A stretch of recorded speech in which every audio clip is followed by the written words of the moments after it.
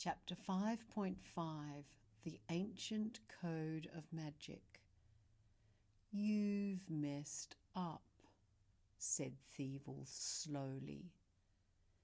"You have indeed," added Invictus, looking so smug that I wanted Asmax to strike him with her staff. "You've broken the ancient code of magic," said Theevil, "and for that you will stay in this dungeon for 20 years.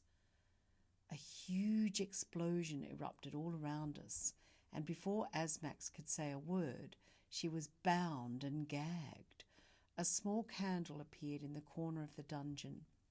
"When the candle goes out," said Theevil, "you can have your turn in the dark, the same as your pathetic Arthur," said Ghoul. Asmax's eyes burned brightly, and for a moment I thought her eyes might scorch through the ropes that were binding her, but no such luck. Theevil grabbed Blizzard's neck and held him up in the air. "Now," he said, "back to destroying the life of Mitchell Blizzard. Let me think. What else can I do to ruin him? Maybe I'll make him sit here until the candle goes out on his only surviving hope, his ridiculous godmother. Oh, that's right, he can't see. Better take him with me. Perhaps I'll make him an object of ridicule in the dining room. Yes, I think I shall." With that, he tucked Blizzard under his arm and strode off. "You two," sneered Invictus, "follow us and give me that camera. We don't want any evidence of any of this, you little snitch." As Frank handed over his camera, I felt my heart sink. I couldn't understand how Theevil had escaped from Asmax's spell. As we walked through the tunnels, Ghoul waved his hands in a theatrical way. His movements caused Blizzard's coats to disappear one by one. By the time we reached the dining hall, Blizzard was back to shivering in his shorts and a dirty singlet. Jax nearly fainted when she saw Theevil. The Theevil who'd been placed on the ceiling like a stalactite was clearly a fake. As soon as Theevil saw his double, he blasted its ice with fire, causing his stand-in to fall to the ground. "Ow!" groaned the fake Theevil, waving his arms to rid himself of his disguise. To our horror, as his figure shrank down to the size of a small boy, we could see that it was Imo. He shook his head and mouthed, "I couldn't help it." His eyes were huge with fear. "Sit down, you moron," said Invictus. Theevil glared at Imo and then stared at all the frozen boys, those whom Asmax's magic had detected as being unkind. Theevil waved his arms across the room and said, "Everyone will have the power of speech, and no one will be frozen." There were groans of relief as the boys started chattering among themselves. "Quiet!" shouted Theevil. "Asmax Matrix is a pathetic female, a woman with no power in this school. Do you understand?"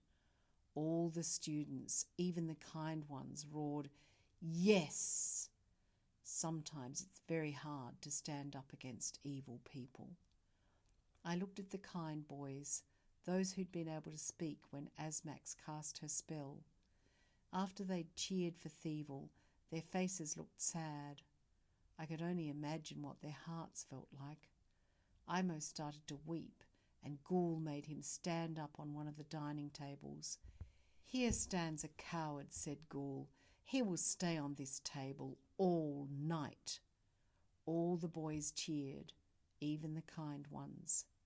Our table didn't cheer, but our table was doomed, and we all knew it. Theevil moved towards us, speaking slowly. "Asmax Matrix has broken the ancient code of magic. She has used magic in a way that is unfair to those who are not capable of feeling kindness and are to act in kind ways because of their ancestry. I have the blood of minotaurs and some Desgul. Neither species is capable of kindness, so Asmax's direct attack against me was unfair. It was discriminatory, and it demands a penalty, the maximum. She will be in our dungeons for at least 20 years. Chapter 5.55. Not fair. That's not fair, said Jax. Oh, but it is, snapped Theevil. Jax looked at the ground, and I could see that she was fighting back tears. Where is this clause in the ancient code? Asked Escher. It is in the section called None of Your Business, said Theevil, and for speaking up you can join your mother in the dungeons. She is not my mother, said Escher, and for lying, said Theevil, you will join her for 2 months. No, said Jax. Another part of the Code of Magic prevents a mother and her son or stepson being charged on the same day. Tomorrow, then, said Theevil with a sneer. And how do you know the code so thoroughly? Theevil glared at Jax. She simply shook her head, looking as if she'd like to imprison Theevil for 1,000,000,000 years. Suddenly, and without warning, Theevil waved his hands and all the food on the dining room tables vanished. No more food for a week, he shouted. You can't do that, said Solo. I can do whatever I like, roared Theevil. He looked at Blizzard, suddenly remembering that he'd brought him into the dining hall to ridicule him. He muttered to Invictus, Oh, I can't be bothered with that piece of rubbish. Return him to his cell. Now. Invictus grabbed Blizzard's skinny little body and carried him like a log of wood under his arm.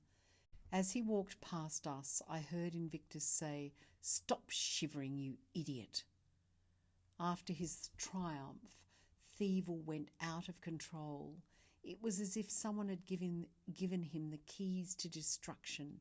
He marched up and down the dining hall, firing flames at various children, setting their hair on fire or their clothes, and roaring at the room with magic words that made the walls melt or the doors crumble. He seemed unstoppable. Before anyone could say anything, he screamed at the ceiling and commanded stalactites to form. It was suddenly as if we were in a cave. Then he pointed at some of the spears of stone, telling them to fall to the ground and only nearly miss anything below them. We all cowered, hiding under tables to avoid the chaos. Get up, you fools, shouted Theevil. If today is your last day alive, then so be it. Stand up and face it. More stalactites shot to the ground, and then it was as if Theevil suddenly became bored by everything. All the stalactites disappeared, and anyone who'd been harmed was restored. I've had enough, said Theevil. Go to bed, all of you. But it's too early, said one of the little boys. Shut up, roared Theevil. You dare to question me. The little boy moved away from Theevil and hid behind one of the taller boys. No, he whispered. Stand in front of me, shouted Theevil. The little boy did as he was commanded. For your insolence, Christmas is cancelled, said Theevil in his matter-of-fact voice. And then he roared, Do you hear me? This tiny little idiot is the reason that everyone cannot have Christmas. It's off the calendar. The little boy's face quivered, and he began to weep, but silently, so that he might avoid further trouble. Theevil was so angry that he was never going to let the child live it down. Pick him up, he commanded. One of the teenagers lifted the little boy onto his shoulders. Walk around the room, said Theevil. Let everyone see what a moron looks like. Let everyone know who caused Christmas to be cancelled. No gifts, no feast, no anything.